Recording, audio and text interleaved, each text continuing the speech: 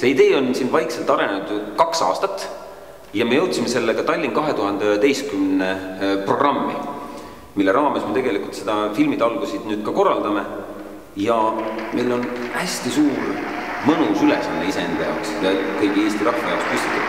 See on see, et me tahame teha selle filmi valmis Eesti film 100. juubeliks. Eestlane on minu meelest väga andekas rahvas. Ta on ainult eestlasele võimalus ja ta mõtleb ka väga kinematograafiliselt. Et see Eesti võiks olla, kui me natukene rohkem pööraksime tähelepanu just nimelt nendele visuaalkunstidele ja eriti filmikunstile, et võiks olla tegelikult väga kinorahvas.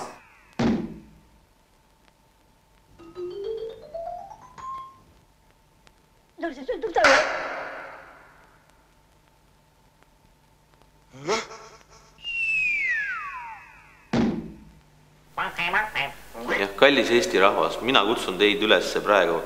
Võtke kõik oma väiksed vahvad lood, tooge nad meile, pange meie kasti. Hakkame koos sobrama.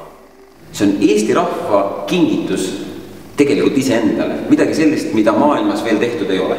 Nii et tulgem, tehkem koos üks vinge film. Ja võtte sai läbi nüüd. Okei.